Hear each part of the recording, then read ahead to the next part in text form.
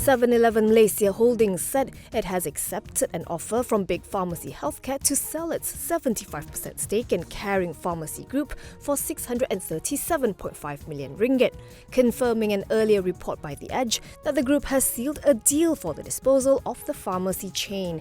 Meanwhile, Big Pharmacy announced it is also acquiring the remaining 25% stake in Caring from Motivasi Optima, which is owned by 7 people, including Caring's founder and MD, Chong Yao Siang, who holds an 18.65% stake. According to 7-Eleven Malaysia, Big Pharmacy's offer includes the acquisition of all Caring's subsidiaries and associated firms, which own and operate the retail pharmacy businesses under the Caring, Georgetown and Wellings brands, and manufacturing and distribution of in-house products in Malaysia.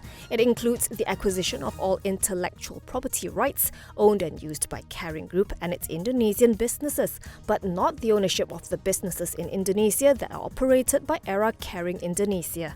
7-Eleven Malaysia said the disposal provides an opportunity to unlock and monetize its investment in Caring and redirect its resources to grow its convenience store business.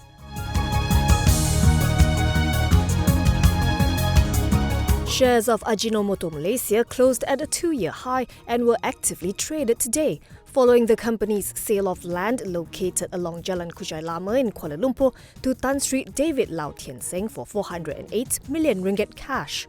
The counter closed at 16 ringgit 56 cent, up by 3.63% against its last closing price of 15 ringgit 98 yesterday. On September 7th, 2021, its share price closed at 16 ringgit 54. Its market capitalization stood at 1.01 billion ringgit. The counter saw 640,000 shares changing hands, exceeding the 279,900 shares traded at yesterday's closing. It also notched over 12 times its 200-day average volume of 50,170. According to Bloomberg data, its share price has risen 26.61% year to date and gained 38.08% over a 1-year period.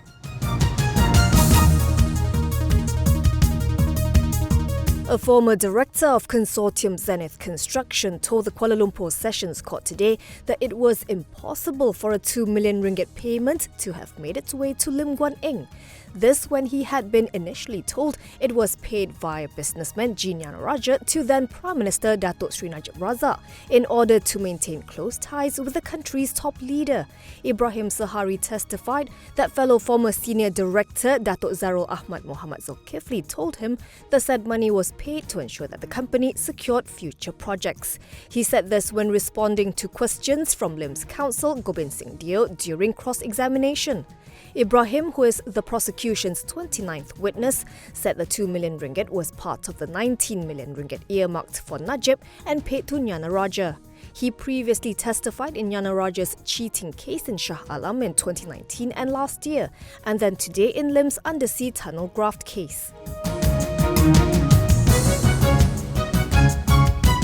Former Bersatu Information Chief Datuk Wan Saiful has failed in his application to strike out 2 graft charges against him involving the Jana Wibawa initiative.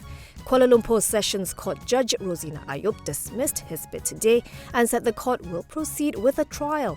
Deputy Public Prosecutor Rashidah Murni Adzli told the court that the prosecution will be calling 27 witnesses to testify. Rosina set March 25th and 27th, April 29th and 30th, and May 20th to 22nd, 2024 as the hearing dates for the trial. Wan Saiful was charged under the MACC Act 2009 with soliciting bribes to help Nepturus secure a Central Spine Road project from Putrajaya through pre-qualification in April 2022.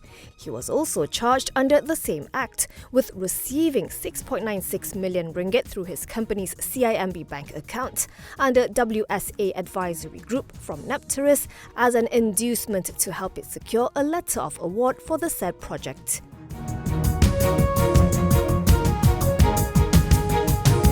Airports operator MAHB said close to 7 million passengers passed through the 39 airports it manages in Malaysia in June, a 2% increase from the preceding month.